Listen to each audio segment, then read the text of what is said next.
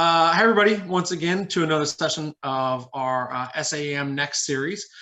This one today featuring technology, and we have some great representation from some very technologically advanced companies in the sports, arts, and entertainment realm.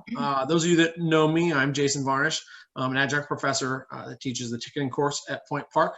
Ironically, this one is going to talk about ticketing a little bit, but not necessarily totally focus on ticketing, but really deal with how technology is changing.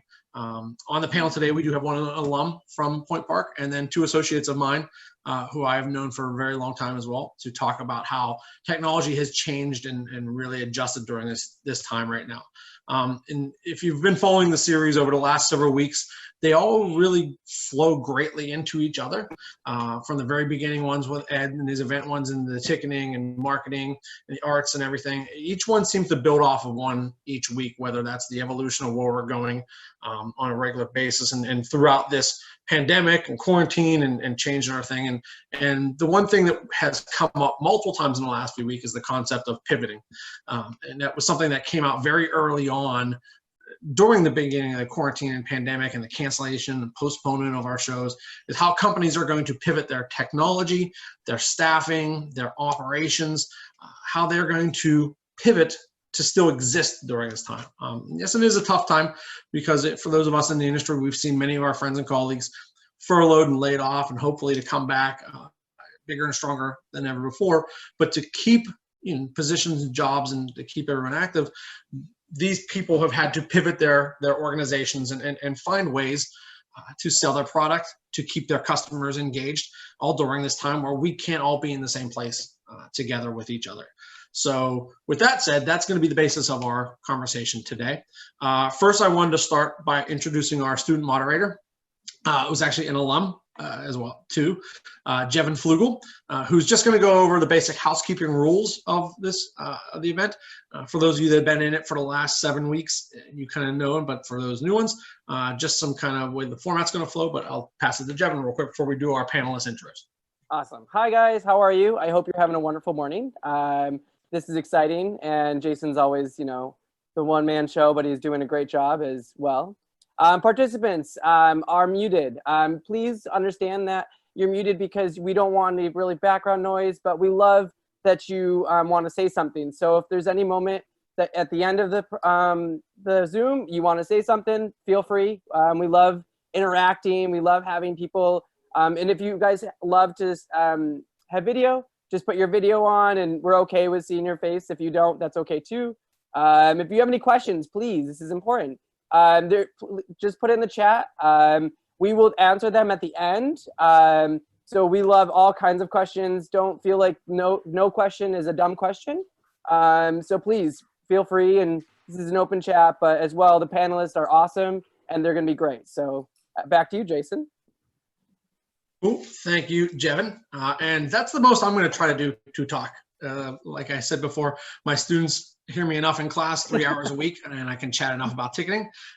So I'm going to let the panelists introduce themselves because they can do a much better job of beefing themselves up and telling you of their experience. So we'll go through our panel real quick before we get into any questions.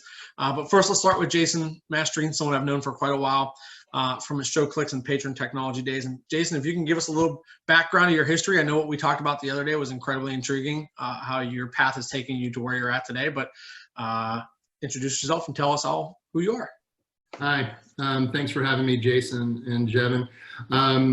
Jason Mastrine, I'm based out of Denver, Colorado. I found myself in a dream job doing geochemical work in Boulder, Colorado in 1995, and was also a big fan of music, live music in particular, and was at the Fox Theater 4 or 5 nights a week, taping with my Sony M1 DAT recorder. And I really got into music, and I had an opportunity to get into a very entrepreneurial 360 management situation with a jam band based out of Colorado that ended up becoming an internationally touring band years later. And because I had some, I guess, science skills, that meant I was technical, and they asked me to start a ticketing company. So we started a direct-to-fan artist ticketing company for the String Cheese Incident, and later other artists, including Galactic, the first Bonnaroo, the first Jam Cruise, etc. And that really brought me into the business of the music industry.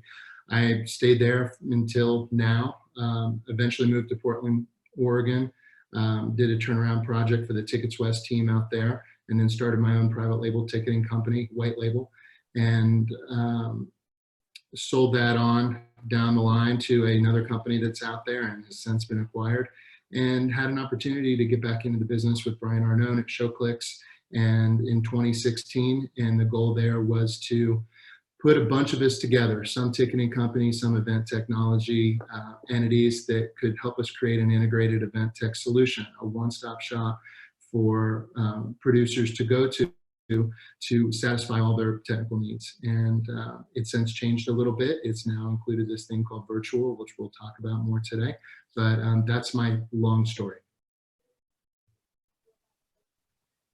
Awesome. Thanks, Jason. I'm glad you went back into a lot of the stuff of how you started off. I know a lot of our students and people on the panel, people that join into this, want to know how people just start out sometimes and where their paths lead to us. And I know everyone on here, we've all taken some very interesting and unique pathways to there. So second on our panel, once again, is another good old friend of mine, McCloud, who I have known since my Ticket Fly days.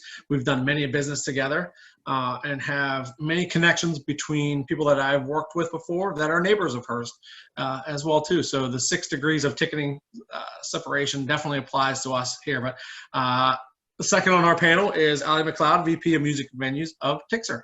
Ali, tell us a little bit about yourself. Thanks, Jason. Yeah. I actually just joined Tixr in May, so relatively new, but not so new to ticketing. I've been in the ticketing space for many years, on and off a bit. If for anyone who's not familiar with Tixr, we are a full service ticketing platform for both live and virtual events. Kind of, I think, like most people that end up in ticketing, it was sort of by accident, going on 20 years ago. And I thought I was interviewing for like an advertising sales job. And it ended up being for ticketing, which was very different back then. It was, dial up and stuff like that. So, but I worked for TicketWeb and Ticketmaster for many years, left for several years in the middle, and actually had my own small kind of fashion retail and gallery space in Philadelphia. So I actually live in Philadelphia, so Pennsylvania, but just the other side. But yeah, and then also during that time, I taught at Drexel for 5 years. So I've sort of done a variety of things, but I guess going on 6-7 years ago, got lured back into the ticketing world and worked for Ticketfly for several years, and then joined Eventbrite through the Ticketfly acquisition, and was part of the Eventbrite music team until May, when I moved over to Tixr. So that's kind of the backstory there, but I'm excited to chat with everybody. The fun thing about this industry is that even on this panel, we have friends that may be competitors or colleagues, but we all kind of work together and learn off of each other and how we're doing that, which is the best part about these conversations that we have too. So, and finally on our panel, and one reason going with 3 today, instead of 4, is that we want to hear all the unique things that everyone has to say here. So our third panelist, that we will have enough time to talk to and hear much information from for everyone, is Megan Mussomeli, who I first knew as Megan Jones, who worked beside me at Mellon Arena and helped close the building and open Console Energy Center. So we go back very far as well, and also an alum of Point Park, if you weren't here early enough for story time with all of us. Megan is currently the lead strategic projects and PMO for Cvent, which provides an interesting aspect of what we're talking about here between ticketing and technology. So Megan, tell us a little bit about your career path and what you're doing now. Yep. So as mentioned, I am an SAEM graduate. So I graduated in 2009. I did start my career in Pittsburgh, and I was in facility management. So I started 5 years right out of college. I went from the operations intern to close Mellon Arena, open Consol Energy Center, which led me into the event coordinator position with SMG, where I oversaw the special events in Consol Energy Center. From there, I moved into a Heinz Field role, club marketing manager, where I oversaw the club space, from both the special event side, booking and managing events, onto game day activities. So in 2014, I changed kind of my life. I moved to DC, so I had to leave my roles in Pittsburgh. And when I moved to DC, I transitioned my career into technology. So I actually came here without a job. I met someone who worked for Cvent, and I got lunch with her. I learned about the company, and I was really interested in joining the team. So I did get hired in first in the client services department, where I was a product expert on the hospitality side. So I'll talk about the technology a little bit more, but we have some of our customers come from the facilities or the hotel side of the business. So for 3 years, I worked with them on how they could best use our technology to help drive business and source RFPs from the event planners to them. And then 3 years ago, I made another, I guess, call it career shift, but within Cvent. During my time at client services, I learned that I had a knack for understanding technology and really changing business requirements, turning them into technical requirements. So I became this liaison between business and technology teams, developers. So that helped get me my role in our strategic projects and PMO group. So since being on this team, I work on systems projects within our organization. So I went first with our, it's called Salesforce CPQ, without getting too into the weeds on it, but I implemented, I was the analyst on that project where we implemented that into our organization to standardize the contracting process for our sales team. And I supported that project for 1.5 years. And then since then, I've been a project lead, still focusing on systems, mostly Salesforce and Oracle, and then how our businesses will use that to help sell and manage and onboard the technology for our customers. So that's where I'm at today. Awesome. Thanks, Megan. Thanks for joining us. Yep. So let's get really into the nitty-gritty of the conversation and pose some of those questions directly to our panelists. And we'll keep the order of what we were going down. Like I mentioned at the beginning, technology and pivoting being the largest thing that we're kind of really focusing and basing the conversation off of today. But Jason, what are the few things that your company, since March happened, when really we all started rescheduling stuff, postponing and scheduling things for later dates, sometimes 2021, what has your company done to pivot and kind of readjust your business model? Well, it's been a combination of pivot and a continuation of what we were already working on. Event technology, what we were doing, especially the digital experiential engagement opportunities, the fan engagement, the mobile apps, so much of this, the only difference between how it was used and how it is used now in the virtual environment is the connection. It was a cellular connection or a wireless connection at a festival, and that moves to an internet connection in the virtual environment. So fortunately, that plus the speedy work of our great engineering team really allowed us to complete a pivot quite quickly. I say complete. This thing is ongoing. I think as we know here in this industry, we are in the midst of great evolutionary change during COVID. It's just amazing to see. We find ourselves talking about what we think is an important feature in June, and by the time the first week of July rolls around, we decided to bail on that and move on to something else. And that's not typical for how development occurs in our business, but it certainly is happening very quickly now. So, we've got a range of virtual event products that include the ability to live stream. That's one way. For us, that what's special about that is a paywall that can be triggered by product sales, donations of multiple types, pay what you want donations, certainly tickets. We're taking advantage of this enterprise level ShowClicks platform that's Pittsburgh based, that has been in existence since 2007. So we feel like it's more robust back end than some of the other new platforms out there that are in virtual. That's not speaking to Tixr, Allie, but others that are not on this call. And that combined with the ability to queue up meet and greets. So we do a lot of celebrity meet and greets. We're using it or beginning to use it as a virtual media room. We're looking at how we can use it for a virtual green room for artists as well. And then recorded personalized video greetings as well. So we're just looking for opportunities to be able to create new revenue streams for artists, for celebrities, and ultimately for us as well. I love one of the aspects that you did mention, and one thing we have to kind of stress to our students and ourselves personally too, is that you may start something in June and scrap it in July. And that's just the ever-changing way of what the landscape kind of looks like now, but it's like that during outside of pandemic as well too, and that technology is constantly changing. So awesome. Thank you, Jason, and everybody everybody here joining us.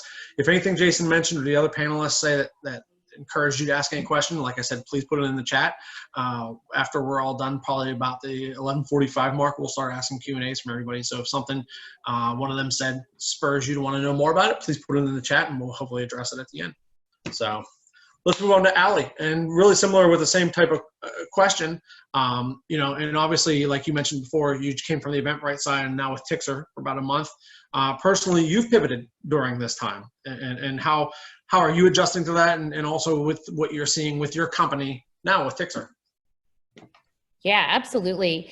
So, I mean, it's such a good question because literally one of the reasons I chose to join the Tixr team was because of their ability to pivot. And, you know, we have a kind of product and technology team that's super nimble, and they did completely shift gears, you know, very quickly within, you know, days of kind of live events shutting down and things like that. So that was really one of the big selling points for me, because I think not only is that super important right now and for this sort of new normal that we're in, but it's also gonna, you know, it's always important. So I think for us, you know, we, like a lot of companies in the live event space, you know, things are kind of shut down. We're actually in sort of growth mode, but, you know, we've been, you know, hiring new people and growing the team. But I think the main reason for that is, you know, coming from Eventbrite, you know, I think people are looking for a team that is quickly developing tools that will allow them to kind of maximize their revenue in this sort of crazy, unprecedented times. So, you know, similar to Jason, I think, you know, some of the things we've done, we immediately built out a full kind of virtual events platform where we can do, you know, live streams, video on demand, merchandise, and donations. So that was one quick win, and certainly has been, I think, helpful for a lot of the music venues and promoters that we work with that kind of have no other way to generate revenue right now. We also quickly moved towards, you know, one of the big problems in the industry was all these events that canceled, venues, you know, sort of all the money that was out there. We built an integration, kind of a really solid integration with Stripe, so that, you know, venues and promoters can now kind of manage all their own funds, handle refunds the way they want to, and things like that. So thinking about that. And then the next phase that we're kind of finishing up right now is the focus on, you know, contactless, as venues start to be able to open at some capacity, the ability to, you know, do everything in sort of a contactless way, from, you know, merchandise to, you know, contactless food and beverage options and things like that. So that's, you know, I think as Jason mentioned, it's like also sort of looking at some of the technology that we were already working on, but how to maybe expedite it and shift it a little bit for kind of this world that we're in now. So so that's something that we're really focused on moving forward, is just, you know, how do we make things contactless? We built out like a way to sell tickets in sort of a socially distant grid functionality. So lots of little things just to help people, you know, again, hopefully be able to jump back in and start selling again. And to kind of just further build off of one of the things of what you're experiencing too, is that coming into a new company, it's completely virtual workspace environment that you've entered, correct? I mean, there's not an office that you've come into, correct? Yeah, that is such a good point. So, you know, Tixr is based in Santa Monica, so I was always going to be a remote employee. But I don't think I've ever started a job and not gone to the office for any sort of onboarding or training. I actually have never met anyone on the entire team in person. Obviously we do a lot of, Zooms and virtual stuff, but so, I mean, that's a completely new world. I mean, I've never seen The Office, I'm very excited to obviously be able to do that hopefully one day, but that's definitely, you kind of just jump in and figure out a way to do everything in a remote way. And basically definitely shows that as students are building up their resumes and passing off, that working independently has become even more of a strong function that people have individually to kind of stress and show that they have that ability to be able to do that when joining a new company. So cool. Thanks, Allie. Also, to build off of some of the things that Allie said, if it helps spur some more questions as well too, it is obviously one of the reasons for doing these panels each week is to help shine some light and look at the silver lining on the situations. We can look at the negative aspects of shows being canceled, moved and stuff, but Allie brought up a really great shining point that they're hiring and they're growing and they're not sitting back and saying, we're going to wait for this thing to get out and then we'll see progress. They're making progress during the time of it. So that's definitely something positive to look at for everybody that's listening on here too. So great. Thanks, Allie. Megan, posing it your way. Your company is really focused in the conference and physical set. How have you pivoted in this time to adjust and keep with the times? Yep, absolutely. So Cvent does focus more on the corporate meeting planner and connecting event planners with facilities.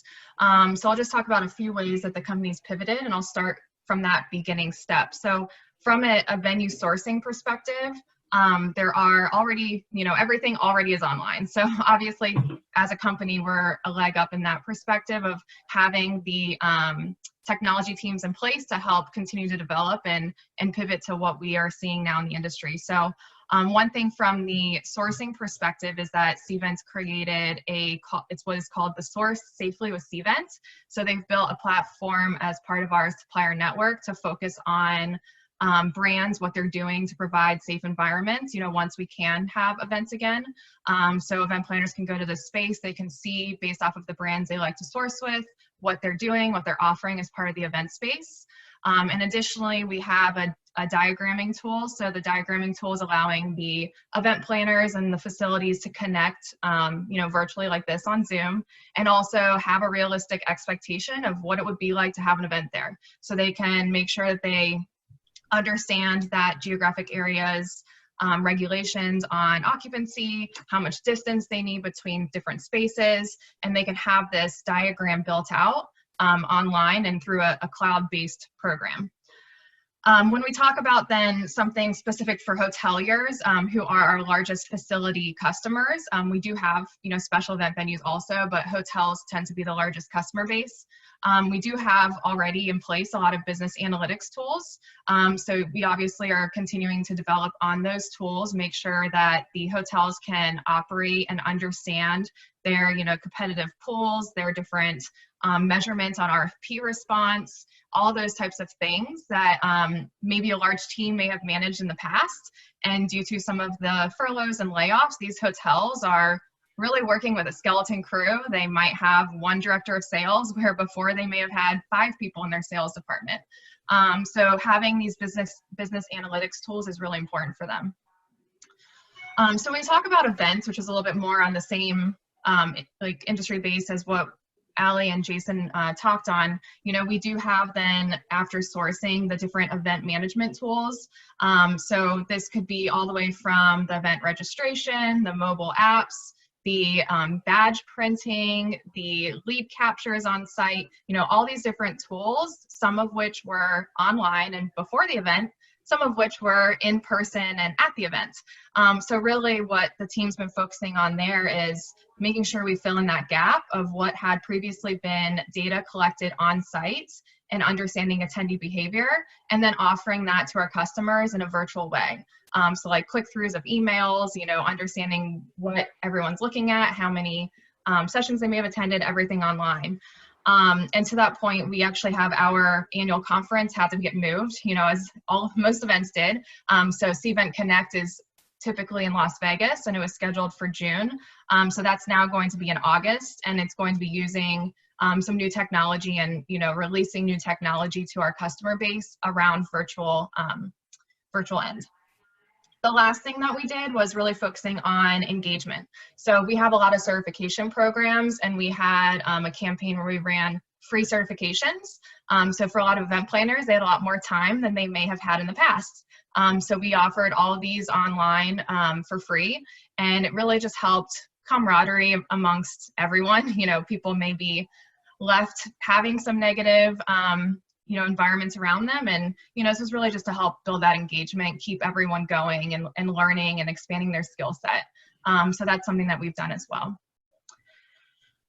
I guess I can just speak quickly on the employee side, like we were mentioning the work from home. That is really important. I think I can't imagine starting actually at a new company, not meeting anyone. I'm sure that's been really hard. And so something that we've focused on is we've all been remote since March globally. So we have about 4,000 employees remote, which has never happened. My India colleagues, there's about 1,500 people in India. They actually never had work from home prior to this. And so, transitioning our teams, they went into a very strict lockdown. We had to, make sure everyone had the resources that they needed to continue their jobs. And our HR team has had many, pulse surveys, Zoom yoga, Zoom meditation, that type of thing, helping keep everyone connected, happy, providing a support group. So that's been really nice and nice to see amongst the team. We view these every Wednesday as kind of our Zoom brunches. Yeah. So nice. It's not quite breakfast, it's not quite lunch. So, no, great points, Megan, and definitely a great way to feed off of everything else that everyone else said and build off of the comments that Jason and Ali made as well too, of just the virtual work environment and all the interesting things you guys have done. One thing also I'd like to find something that each of you say to point out.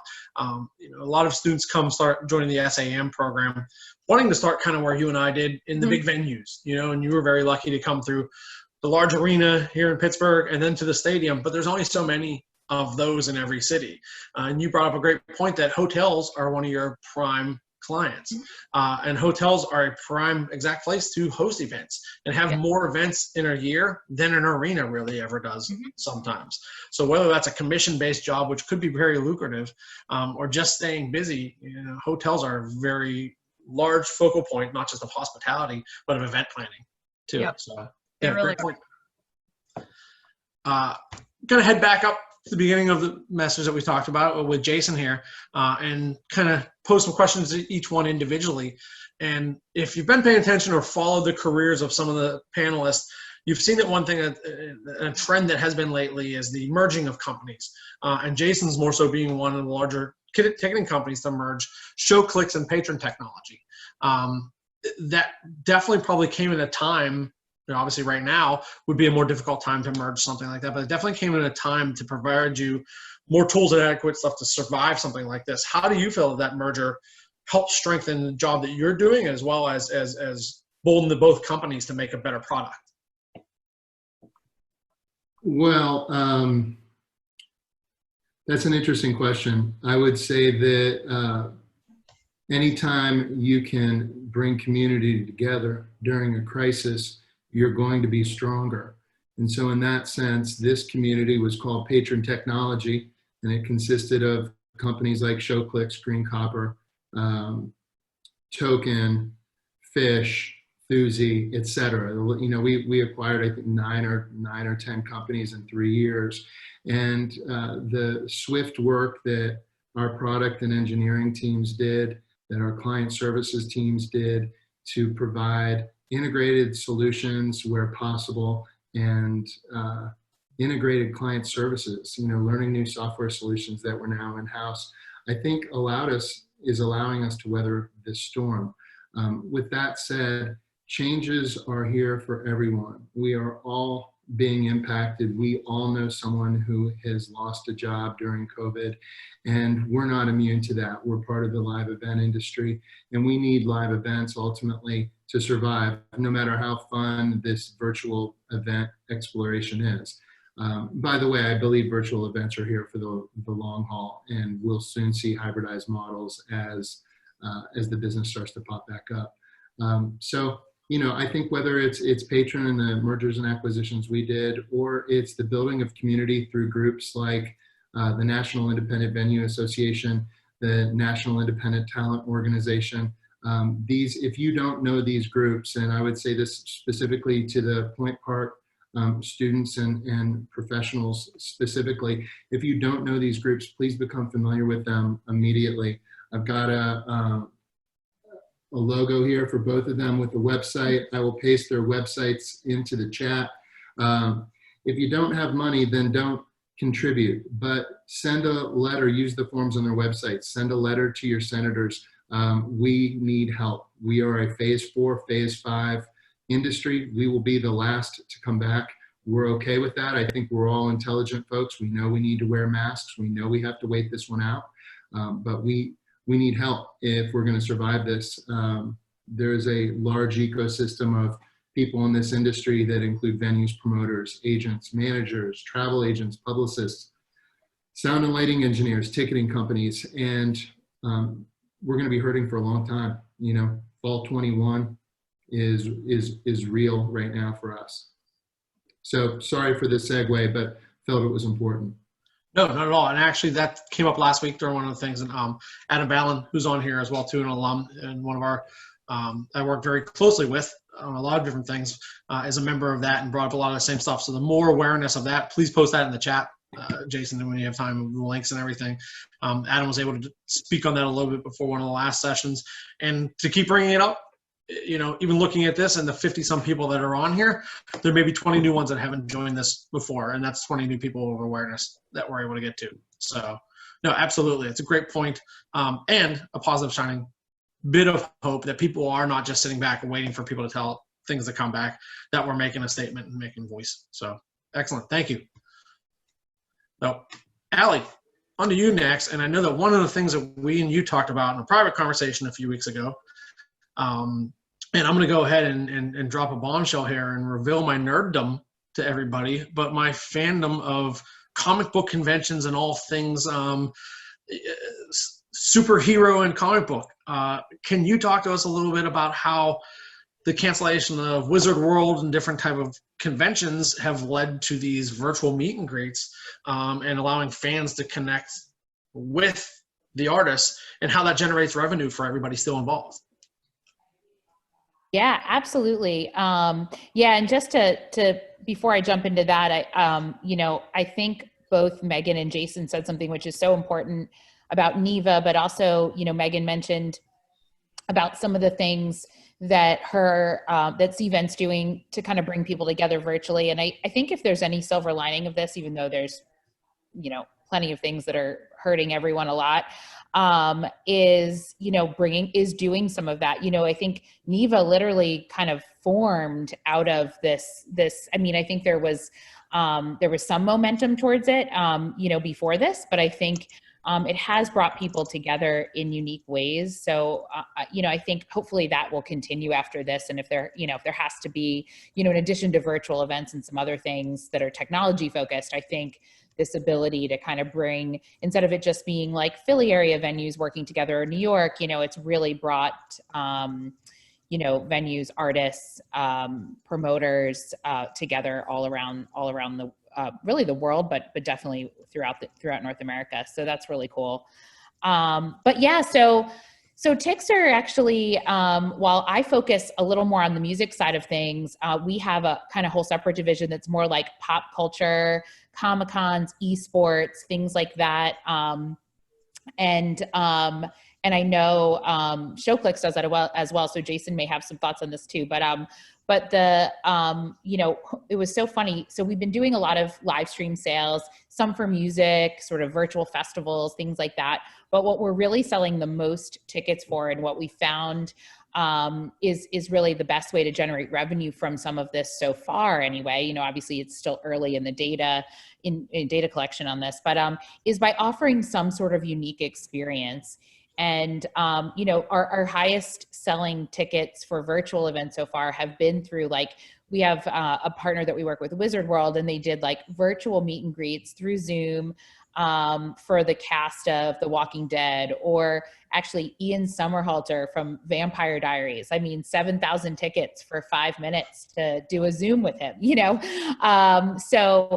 That's really interesting. We also are doing some comedy events where, you know, comedians, it's so hard. They feed off the crowd. So it's really hard for them to be able to just do like a live stream in their bedroom. You know, that's something they're not used to. So we worked with a partner in Los Angeles that actually has this warehouse, and they built out a floor to ceiling kind of TV, a floor to, you know, in this, you know, kind of floor to ceiling little TV screens. So it literally mirrored a Zoom with side-by-side screens.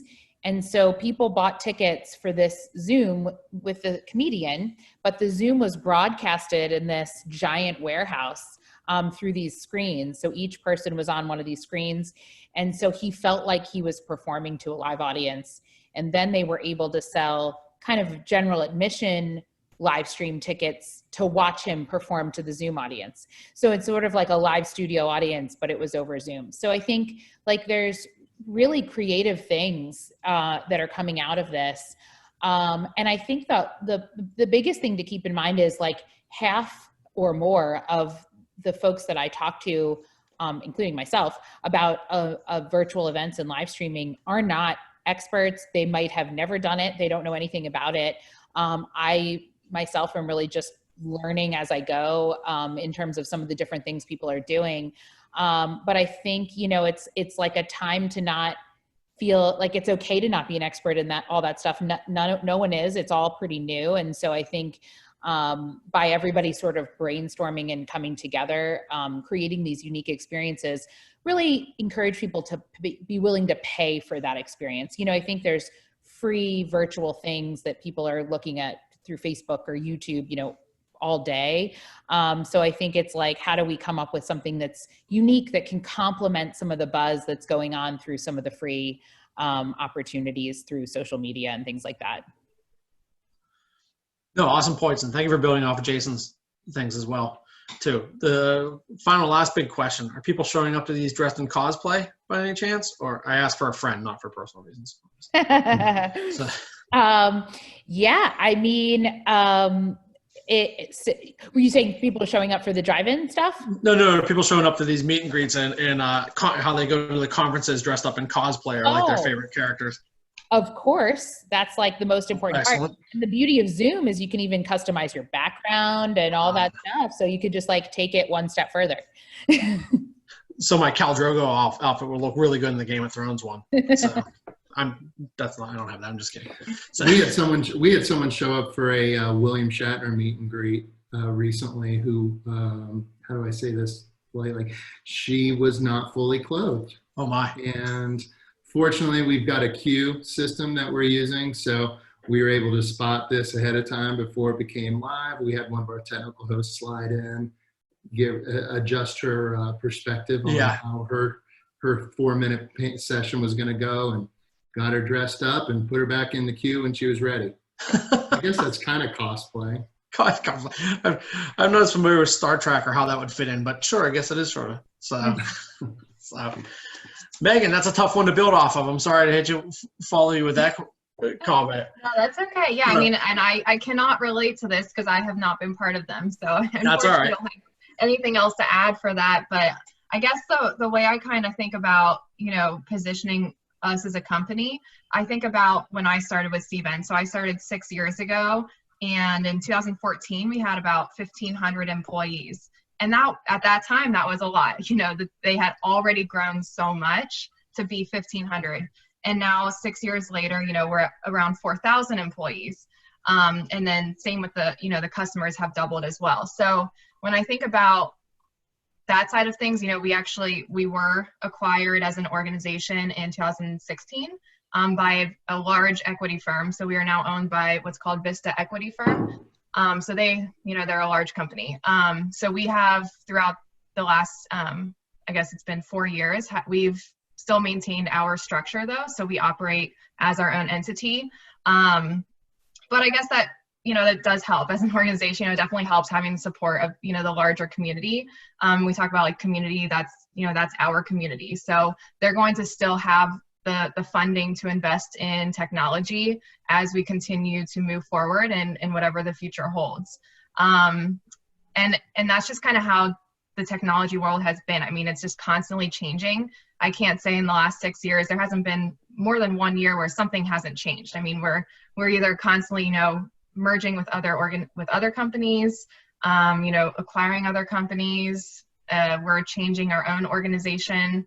There's always shifting. So we've become pretty agile. Everyone on my team specifically, we support, during this time, a lot of my colleagues, personally, I pivoted quickly from doing my day-to-day to all of a sudden I was helping lead our, change in contracting process. We had to all of a sudden create a new contracting process in order to accommodate for canceled events.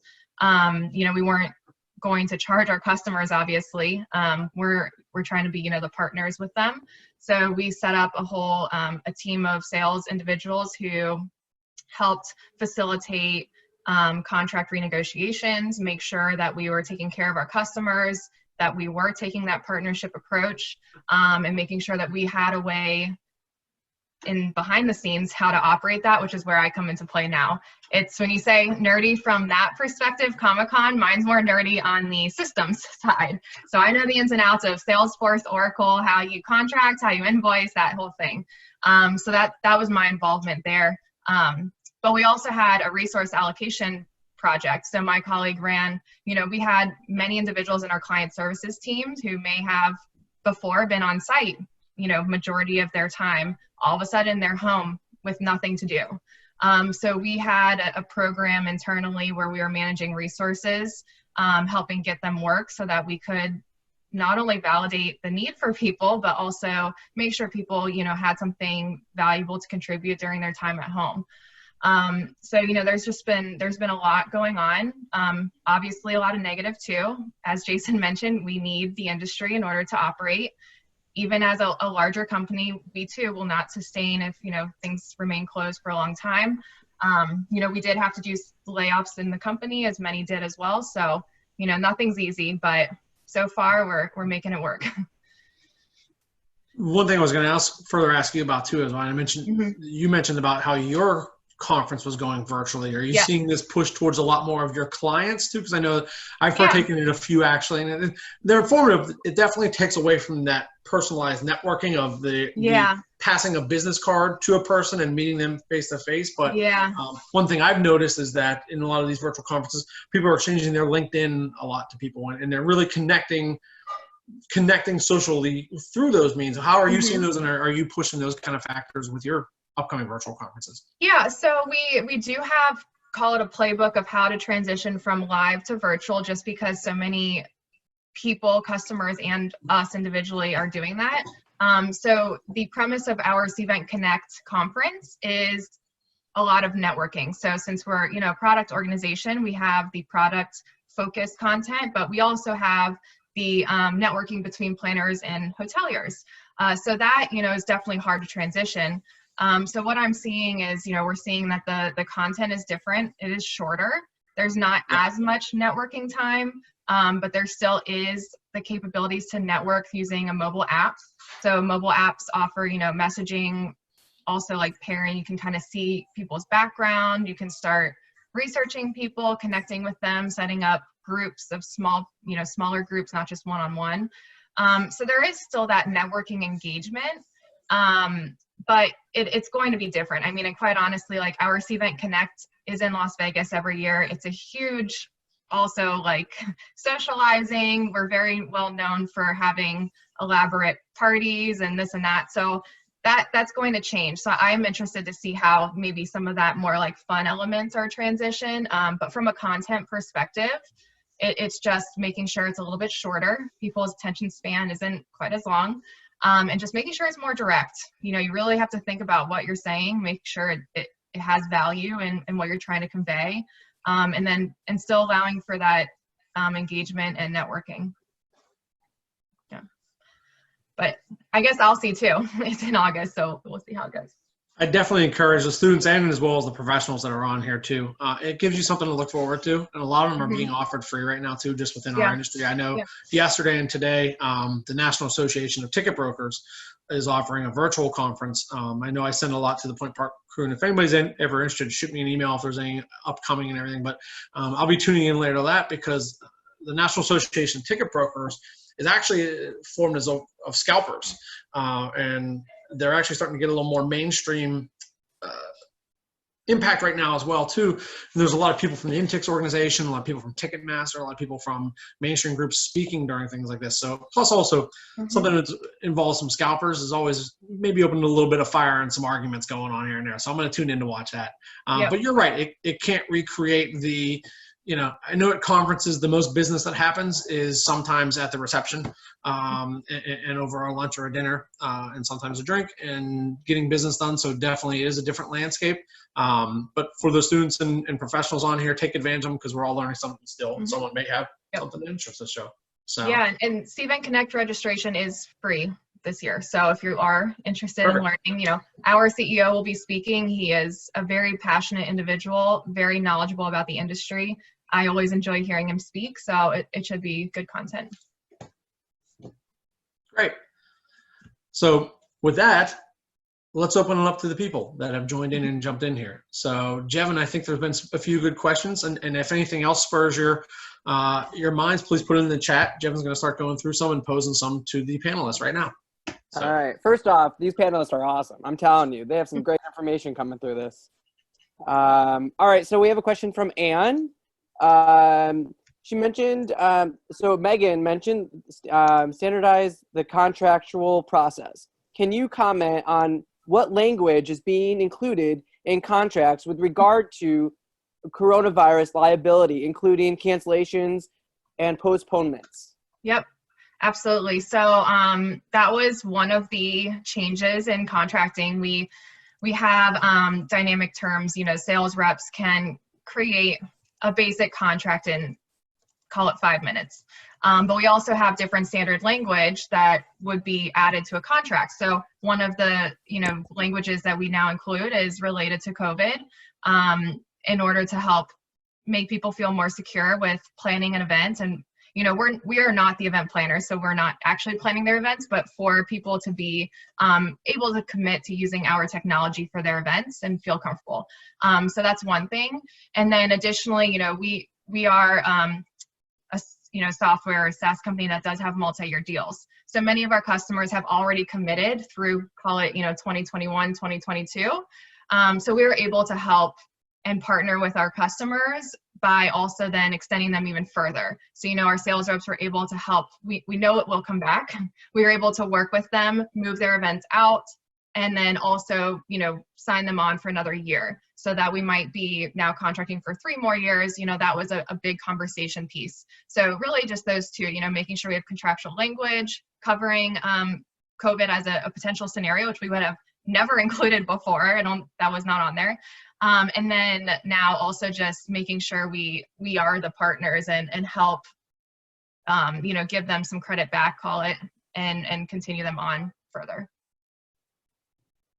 Now, does any other on the panelists have any language that you guys have changed since this COVID?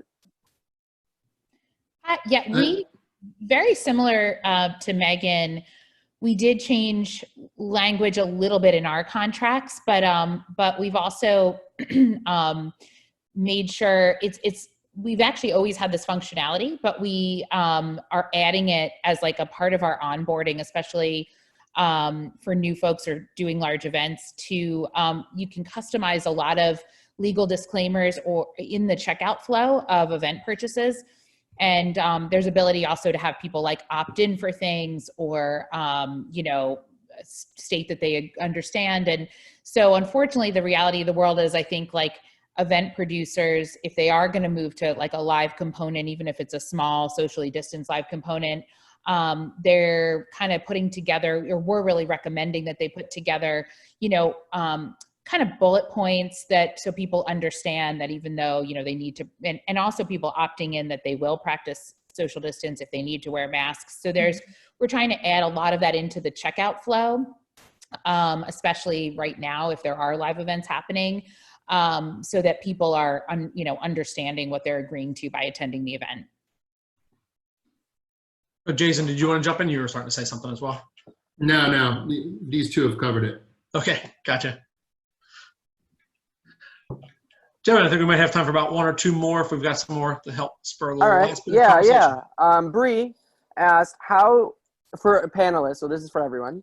How have your marketing tactics changed during COVID? Like, how have you guys kind of changed your tactics during this time? So anybody can jump in. If anyone, I can jump in, or if anyone else wants to start. But just quickly, I mean, the one thing for us was definitely the training, offering training to our customers for free. But then also just with the contracting process, I mean, trying to be a little bit more flexible than we may have been in the past.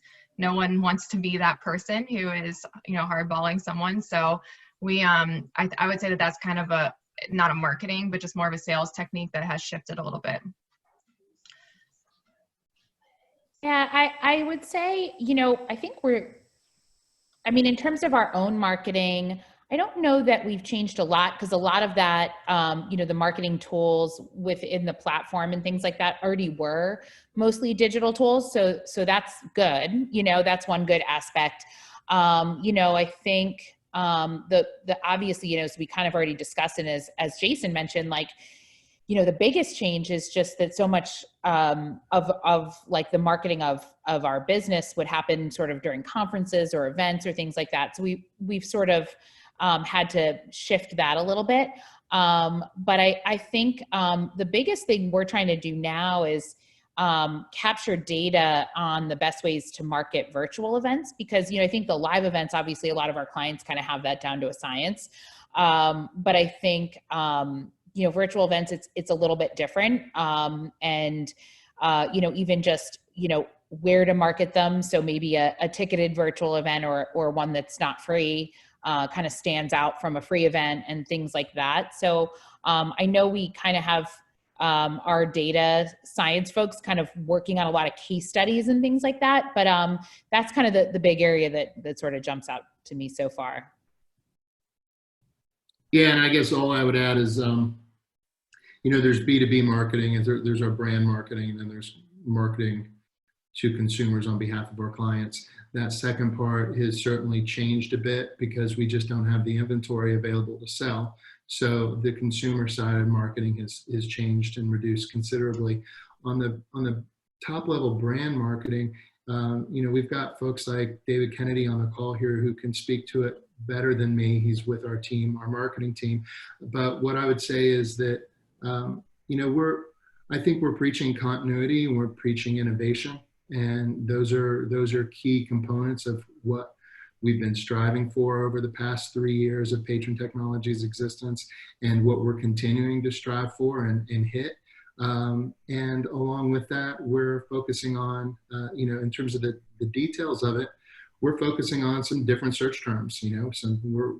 We're focused on virtual right now to drive some initial revenue for everyone. And our team's doing a great job of generating incoming leads for our sales teams. It's been exciting to be able to keep our teams busy during this time. All right, so this is a question from Paige for the panelists. Are there any specific skills that we and students should try to gain expertise in that give a leg up in the current environment? What will you be looking for in new hires? I'll take that. I'll start it. This is a pretty crazy time. There's going to be a lot of veterans and folks that get laid off that are exiting the industry, but we will be back and there will be job availability. People have a hunger for live music and live events. And certainly, as I'm sure Megan would say on the B2B side, conventions, conferences need to happen. They're critical to our business. I would suggest that this is a time where being kind of a Renaissance person is good. Having a broad background and being able to see the forest through the trees of what's really happening is important. Don't get too focused on any one specific area. As I think the panelists and myself discussed on a previous private call, there is great evolutionary change happening right now in this industry. Just watching how we have all pivoted and to new technologies and to advanced features that we hadn't really given as much consideration towards earlier. I think that it's important that you all who are coming up through the ranks keep your eyes on any and all of these positions. I never imagined when I was doing geochemistry at the University of Alabama, my master's degree, and also working at the radio station as a DJ, that I would end up doing executive work for a ticketing company. I never imagined that I would also be an artist manager for Americana folk indie bands like Mipso and We Banjo 3, but those are things that are happening in my life, and you just never know what opportunities are around the corner. Just get your foot in the door, make sure you have an opportunity to learn. Cool. Allie, Megan, anything you'd like to do to follow up as we start to kind of close this up? We'll make that one of our last questions. Any bit of good advice for anything? I know that one of the questions came up about the drive-in shows. I'm sorry we weren't able to get to that, but anything creative that students and professionals on this call can look forward to. So I can jump in for a second. And I think like we've sort of talked about, I think one kind of demonstrating the ability to be a self-starter and work remotely, I think is really important, because I think, you know, that might be here to stay for a long time. The beauty of that is, you know, you don't necessarily only have to look for opportunities in your market where you live. You know, I think everybody's open for remote work. So I think opening up job searches. And then I think to play off what Jason said, you know, I think as we've been this whole kind of topic of pivoting, I think we have to do that for ourselves too. Like we have to be open to, you know, maybe taking a different job title, maybe looking at a slightly different aspect of an industry that we love. So I think being able to show that you can pivot and that you can kind of jump in and you know, run with things in a remote fashion, I think are kind of two key areas. Yeah, and the only thing I think that really sums it all up very well, but the only thing I guess I could offer is, you know, I personally went through that kind of change where when I moved, I wasn't quite sure what I was going to do. So I kind of started off, you know, looking in different areas, and it is really all about getting your foot in the door. You know, I started off in client services and I didn't really know what it was, to be honest, but I was willing to learn what it was and learn what working for a technology company was all about. And then I ended up figuring out, you know, what I wanted in my long-term future and owning that. And a lot of times, especially in technology, they do often start smaller, you know, might start as a startup or larger than a startup. But it's just some questions you can ask when you're interviewing, like even if it may not seem like the most ideal job that you think in your head, you know, take the interview, ask questions around what the company is about. Getting into a good company is so often more important than, you know, potentially being in your most ideal role, because you can always try to, without obviously focusing on only your career development, but you can always then use that as a stepping stone and figure out where you want to go and keep your eyes open once you're in. So I think to kind of wrap up with a great idea of building off of that, Megan, and what everyone, Jason and Allie just said as well too, is that even though this panel was on technology, I think a lot of the stress really pointed back to the human aspect is still very relevant and necessary for the jobs that we do and the jobs that are going to be there when we all come out of this and the jobs that are there right now for people that are looking is that even though virtual and remote doesn't mean distant and disconnected really is the best thing to think of, is that we are not disconnected from the people that we have to work with every day. The faces that we see on these Zoom calls every week, which are important to all of us. At Point Park, I know we get a great thrill and kick of just seeing so many people we haven't seen or heard from, or just to see your names pop up. That human aspect is never going to disappear as much as technology moves forward. So to end it on a positive note like that, I hope that is seen as a lot of you as a positive note. Thank you, Jason. Thank you, Allie. Thank you, Megan. As always, we'll be staying on for any of the alumni and students that are on if you want to stay behind and chat a little bit. Next week, we'll be having another SAEM Next session on sports with panelists from the USGA, Major League Baseball, Minor League Baseball, and IMG College Sports. These have all been great, and I thank Point Park for the opportunity and the platform to be able to do these and hope to provide some type of insight and positivity to everybody. If you weren't able, anybody in your organizations weren't able to join us, as always, they're recorded. Please share them once they're done. This content hopefully then lives on forever, and for people that weren't able to capture it, can hopefully gain something from it after this as well too. But thank you, everyone. I appreciate your attendance, and panelists, you were awesome. Thank you so much. Thanks.